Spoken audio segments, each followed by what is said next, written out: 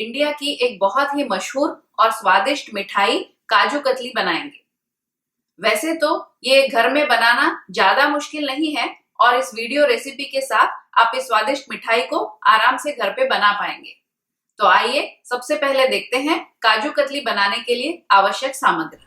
काजू 1 कप, चीनी 2/3 cup, milk powder 3 tablespoon. लेकिन आप मिल्क पाउडर तभी इस्तेमाल कीजिए अगर आपको काजू कतली में थोड़ा सा खोए का स्वाद पसंद है, वरना मिल्क पाउडर डालने की आवश्यकता नहीं है। और ये है वरक, जो कि आप चाहें तो डेकोरेशन के लिए इस्तेमाल कर सकते हैं।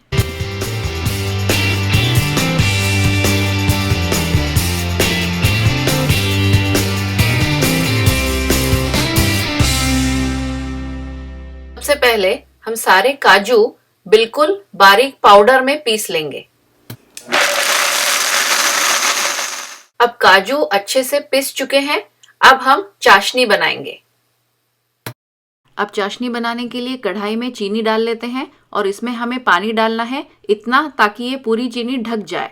अंदाज के लिए करीब चीनी के आधा पानी हमें डालना है, यानी कि यहाँ पर चीनी हमने 2/3 कप ली है, तो करीब आधा कप पानी हमें इसमें डालना है। और अब गैस ऑन कर देते हैं और अब हम इसे उबलने देंगे। उबलने के बाद इसे करीब 2 मिनट तक ऐसे ही उबलने दें। 2 मिनट बाद आप इसकी एक बूंद 2 उंगलियों के बीच इस तरह से खींचकर देखिए। अगर एक तार दिखती है तो तुरंत गैस को धीमी कर दीजिए। इसे ज्यादा देर उबलने मत दें। अगर आप ज्यादा देर रखते हैं तो आपकी काजू कतली थोड़ी सी सूखी सूखी बन जाएगी। तो इसलिए ये आवश्यक है कि जैसे ही चाशनी की एक तार दिखने लगे, आप गैस को धीमी आंच पे कर दीजिए। और अब इसमें एक तार बनने लगी है, तो मैं गैस को धीमी कर रही हूँ। अब इसमें काजू की पाउडर डाल दीजिए।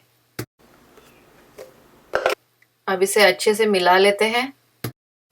अब गैस को थोड़ी सी मध्यम आंच पे रख के इसको हिलाते रहिए।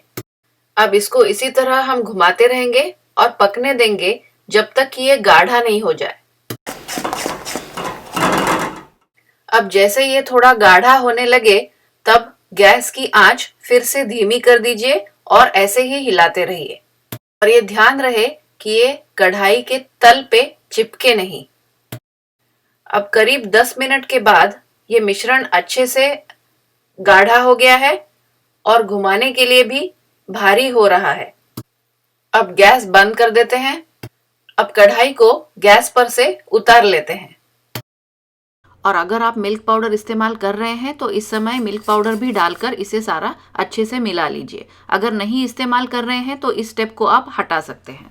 अब इस मिश्रण को हर 1-2 मिनट के बाद इसी तरह घुमाते रहिए और हिलाते रहिए जब तक कि आप इसे हाथ से छू न सके।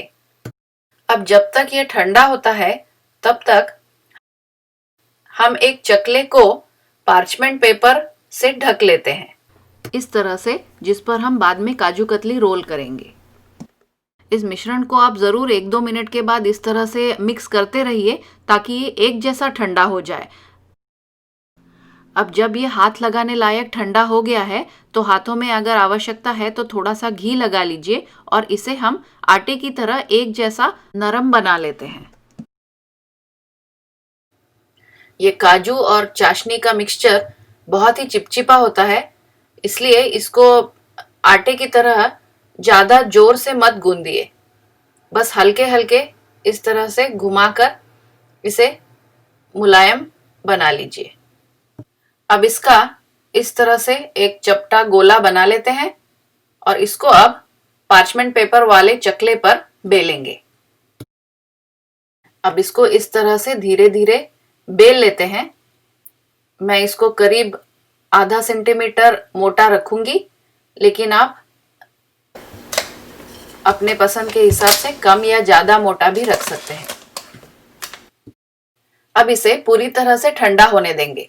अब ठंडा होने के बाद या तो आप इस पे वरक लगा सकते हैं या फिर ऐसे ही डायमंड शेप में काट लीजिए।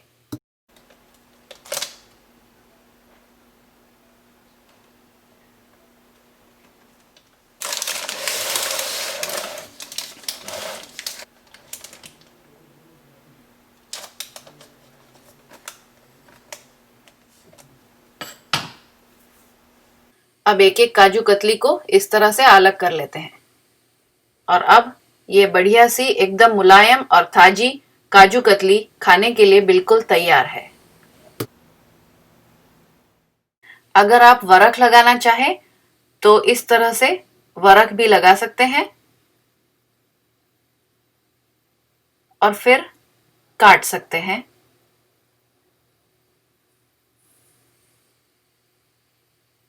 और अब ये हमारी वरख लगाई हुई काजू कतली भी तैयार है। वैसे तो काजू कतली में अपना ही काजू का एक फ्लेवर आ जाता है, लेकिन अगर आप चाहें तो इसमें थोड़ी सी इलायची पाउडर या फिर केसर भी मिला सकते हैं।